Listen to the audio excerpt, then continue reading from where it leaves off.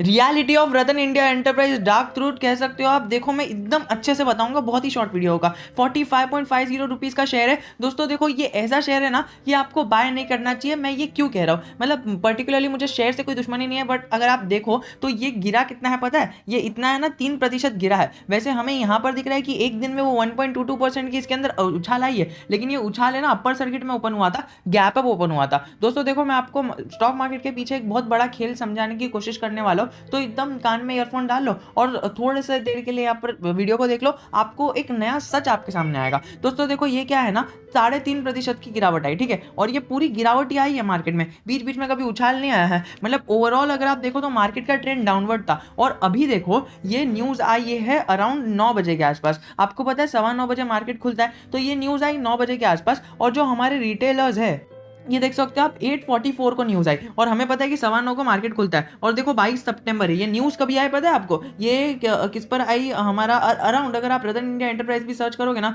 नीचे आ जाएगा, know why Ratan India enterprise should be on your radar today. तो ये न्यूज सुनते ही, ये हेडलाइन सुनते ही सारे रिटेलर्स क्या करते हैं पता है, जो जनरली यहाँ पर न्यूज पर बहुत ज्यादा फोकस करते हैं ना, वो यही गलती करते हैं कि ये न्यूज सुनते ही रतन इंडिया एंटरप्राइज को वॉच लिस्ट में डाल दिया, और मार्केट ओपन होने वाले आज से पहले, आपको पता है 9:15 बजे मार्केट ओपन होता है, बट 9 बजे से लेकर 9:15 बजे तक हम ट्रेड कर सकते हैं मार्केट में, और अगर आपको अलॉट हो गया तो आपको बहुत अच्छा मुनाफा होता है। तो यहां पर लोगों ने क्या किया पता है, ये लोगों ने स्टार्टिंग में 9 से 9:15 के बजे बीच में है ना, ये लोगों ने शेयर को बाय कर लिया। मतलब जिसने भी मार्केट में ऑर्डर लगाया होगा, ऑब्वियसली 9 से 9:15 के बीच में ऑर्डर तो लगे होंगे, और जितने ऑर्डर लगने चाहिए थे उससे दुगने लग गए, क्योंकि जिसने भी रतन इंडिया एंटरप्राइज को सर्च किया होगा ये आया न्यूज, और फिर न्यूज आने के बाद हमें ये देखने मिला, और फिर देखो तो कई मतलब अपर सर्किट में ओपन हुआ और गैप अप ओपन हुआ, मतलब यहाँ पर था लेकिन क्लोज इधर हुआ था, लेकिन ओपन इधर हुआ। क्यों? क्योंकि यहाँ पर 9:15 से 9 बजे से लेकर 9:15 तक जो ऑर्डर्स लगे हैं ना उसकी वजह से, और ये न्यूज 8:44 को आई। अब देखो ये सारे रीजंस बताए हैं, लेकिन ये रीजंस पढ़ने में मुझे कोई रुचि नहीं है, कोई दिलचस्पी नहीं है, ये रीजंस पढ़ा के आपको ये सारी चीजें कर दूंगा। बट अगर आप ये देखो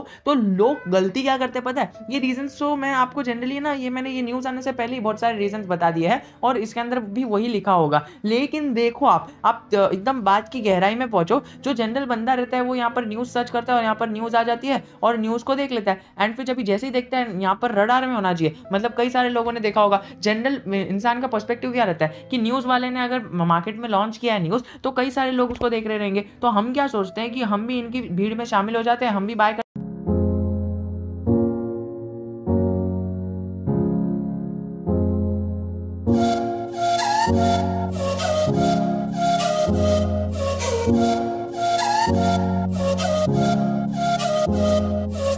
लेते हैं, स्टॉक ऊपर जाएगा सेल कर देंगे। लेकिन देखिए 9:15 से 9 बजे तक के बीच में है ना, कोई भी मार्केट में ज्यादातर लोगों को इसके अंदर डिलीवरीज नहीं मिलती है, इसके अंदर ट्रेड नहीं मिलता है।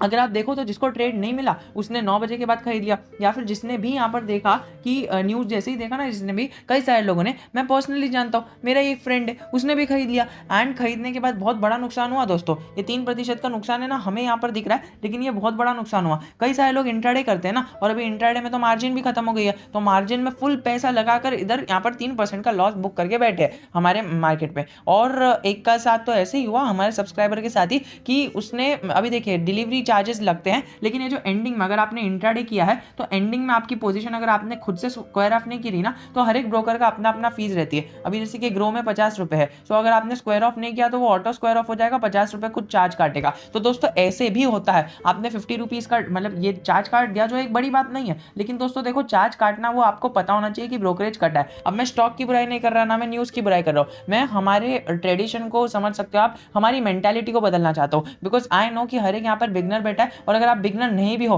और वीडियो को अभी तक देखा है तो आपके पेशेंस की दाद देनी पड़ेगी, तो अपने बिगनर्स भाइयों और बहनों को सिखाओ, क्योंकि देखिए ये जनरली यही होता है, और हर एक के एक्सपीरियंस से सीख कर ही आप आगे बढ़ोगे। क्योंकि जैसे ही न्यूज देखी आपने बाय कर लिया, कई सारे लोगों ने इस जगह पर बाय किया है, और फिर बाद में नीचे नीचे मतलब ये उम्मीद में कि कभी एक बार ऐसी एक उछाल देगा और हमें अच्छा खासा प्रॉफिट हो जाएगा, लोगों ने ये देखा ही नहीं। दोस्तों मुझे पता है अभी इंट्राडे कम हो गया, लेकिन कई सारे लोगों ने किया। अब देखिए मैं आपको एनएसई पर लेके जाता हूँ, और एनएसई पर बताता हूँ वॉल्यूम बेस्ड काम क्या हुआ, लेकिन चलिए बीएसई पर चलते हैं, बीएसई पर थोड़ा सा हमें एक्यूरेट मिल जाएगा। तो बीएसई पर आने से पहले मैं आपको बताना चाहूंगा कि इसका रेशियो है ना 30,000 के आसपास है, तो अब अभी पी रेशियो तो आप खुद ही समझ लो कितना ज्यादा हाई वैल्यू पर अभी ये हमें मिल रहा है। और अगर आप देखो तो ये 1 महीने के अंदर, 3 महीने के अंदर और 6 महीने के अंदर। दोस्तों देखो, मैं जो आपको बता रहा हूँ ना, ये स्टार्टिंग ऑफ द मार्केट, ये जो first half of the market है ना, इस जगह पर बहुत बड़ी बाइंग सेलिंग हुई है। और वो होने का पूरे मार्केट में लोगों ने कुछ किया ही नहीं, और वो कुछ किया नहीं क्योंकि लोगों ने क्या किया था, यहाँ पर बाय कर लिया था लेकिन वो सेल हो ही नहीं रहा था। तो लोगों ने एंड मोमेंट तक वेट किया,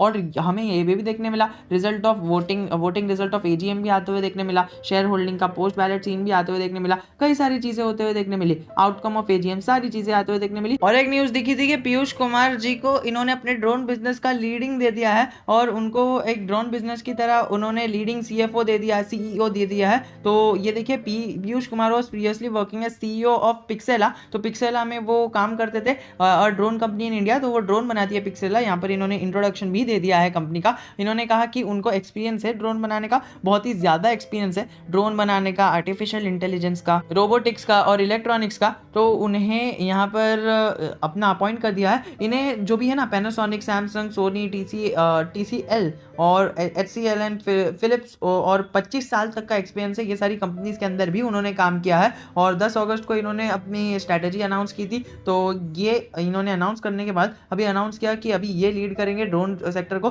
तो इसके थ्रू हमें पता चलता है कि कंपनी कितने आगे वाली विजन वाली है। अब दोस्तों रुको, ये अगर न्यूज़ देखकर आपने लॉन्ग टर्म इन्वेस्टमेंट पर्सपेक्टिव बनाया तो एक ठीक बात है, लेकिन अगर आप समझ रहे हो कि नहीं मैं न्यूज़ बनाकर ये कर लूँगा, तो फिर ये बहुत ही बड़ी गलती हो जाएगी। क्योंकि देखिए, ये मैंने आपको है ना वीडियो के स्टार्टिंग में बता दिया। वीडियो के स्टार्टिंग में क्या बताया पता है? मैंने अच्छी वीडियो में यही बात की है कि वीडियो में कि लोगों ने न्यूज़ देख के इसको बाय कर लिया एंड फिर बाद में सेल नहीं हुआ, और यहाँ पर वो भी लग गया। अब दोस्तों, यहाँ योर कम्स द ट्विस्ट। अभी जिसने मार्केट में समझ लिया होगा ना मार्केट के मूव को, उसने बराबर से ये समझ लिया होगा और उसने कमेंट भी कर लिया होगा। बट दोस्तों, अगर आपने ये चीज़ को नोटिस नहीं किया तो कोई बात नहीं है, बिकॉज देखिए, मुझे पता है कि हर एक चीज़ मैं वीडियो में सही बताते रहूँगा तो एकदम अजीब हो जाएगा। मतलब ठीक है, चलो आप सुन के चले जाएंगे, बट आपकी खुद की लर्निंग नहीं होगी। तो इसीलिए मैंने ना ये एक आपके साथ एक कह सकते हो थोड़ी सी एक इंपॉर्टेंट चीज़ बताई है। अगर आपको ये ख़राब भी लग गया, गलत भी लग गया, तो वो भी मुझे कमेंट सेक्शन में बता देना। लेकिन ये मुझे करना था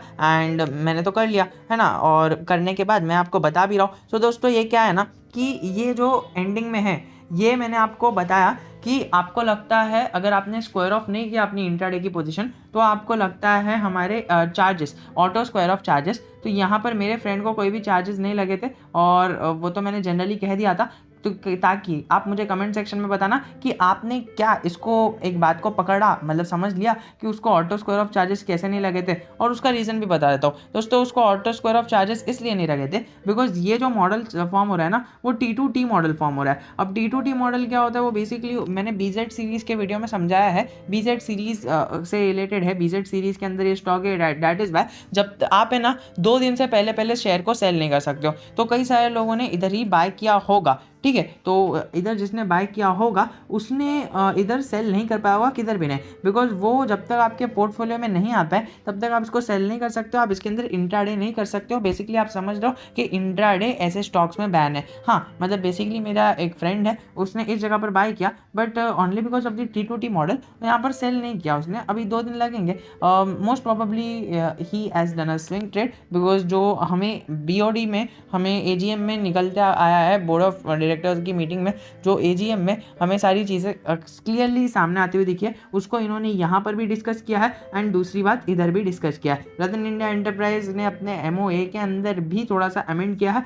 रतन इंडिया एंटरप्राइज ने अपने ड्रोन के बिजनेस को बढ़ाया है। हमारा पीयूष कुमार, तो पीयूष कुमार को लीडिंग एक अपॉइंट कर दिया कि ये अभी लीड करेंगे ड्रोन के बिजनेस को, और उनका एक्सपीरियंस तो आपको बताइए। अभी दोस्तों, वीडियो को लंबा ना करते हुए मैंने एकदम वीडियो को शॉर्ट में रखा है, इसीलिए मैंने ना जो आगे की इन्फॉर्मेशन है वो इस वीडियो में दी है। तो बेसिकली आप समझ सकते हो ये इसका पार्ट 2 है।